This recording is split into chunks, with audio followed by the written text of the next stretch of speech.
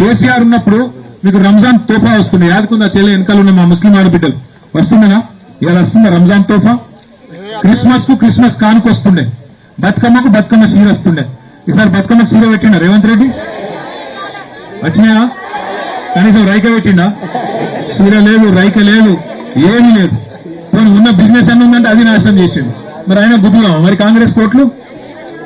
మరి ఇదివరకు ఉన్న పిల్లగాని మీద కోపంతో మళ్ళీ కాంగ్రెస్ కోట్లు గుద్దితే రేవంత్ రెడ్డి ఏమనుకుంటాడు అంటే, నేను సీర పెట్టకపోయినా, రైక పెట్టకపోయినా, 4000 పెన్షన్ ఇవ్వకపోయినా, నెలకు 2,500 ఇవ్వకపోయినా, చెప్పినట్టు స్కూటీ ఇవ్వకపోయినా, ఏమి ఇవ్వకపోయినా నాకే గుద్దుతున్నారు, ఫ్రీ బస్ కే గుద్దుతున్నారు.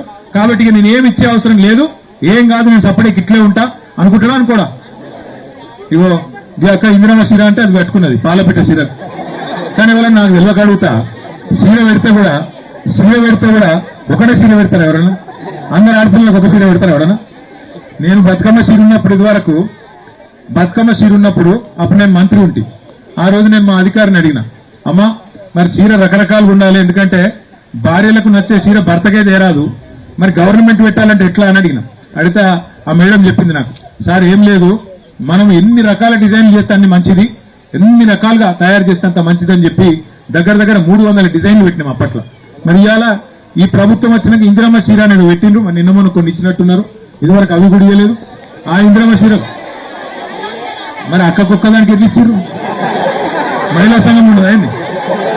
మీకేమే కొనుక్కున్నాం అక్క? మరి అక్క రేవంత్ రెడ్డి చుట్టమన్నట్టుంది, ఆమెకు పెట్టినట్టు కాదు.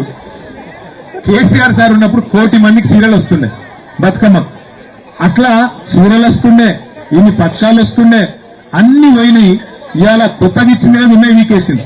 కేసీఆర్ కిట్ పోయింది, బతుకమ్మ చీర పోయింది, మొత్తం తెలంగాణలో లక్ష్మి కళ పోయింది. ఆ పరిస్థితి వచ్చింది. దయచేసి నేను మీకు రిక్వెస్ట్ చేసేది ఒకటే, నేనైతే సిరిసిల్ల ఎమ్మెల్యేగా నేను ఎక్కడ పోని ఇక్కడనే ఉంటా. మీ జ్యోతి నగర్ నేను దత్తత తీసుకొని ఇక్కడ రోడ్లు, మోరీలు ప్రతిదీ చేయించే బాధ్యత. గతంలో ఏమన్నా తప్పు జరిగితే, గతంలో ఉన్న కౌన్సిలర్ పట్టించుకోకపోతే ఆయన కోపం నా మీద దియకూరి.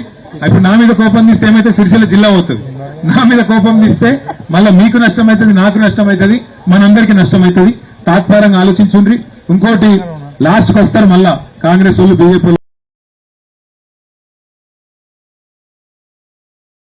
పెట్టినవా.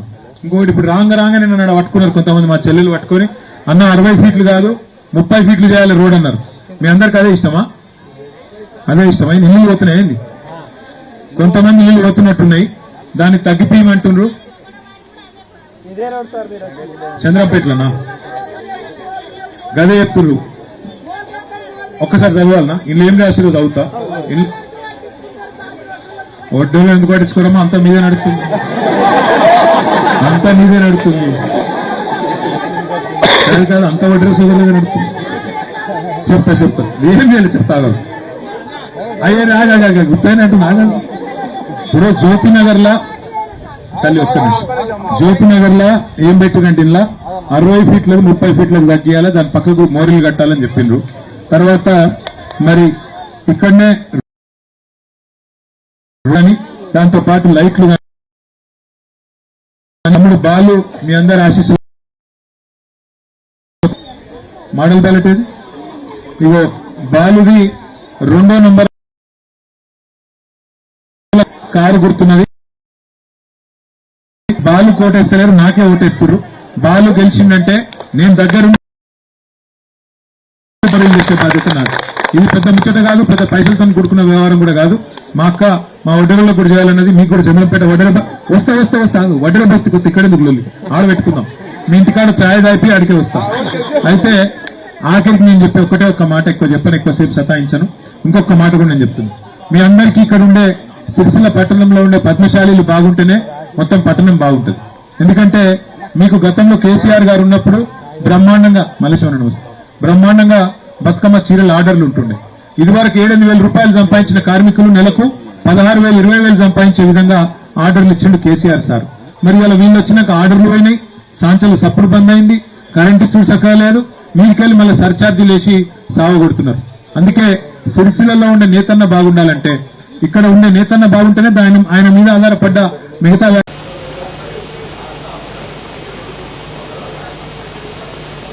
ప్రార్థించేది బూర బాలు మరి 2వ నంబర్ మీద మీ వార్డుకి వెళ్ళి పోటీ చేస్తున్నాడు.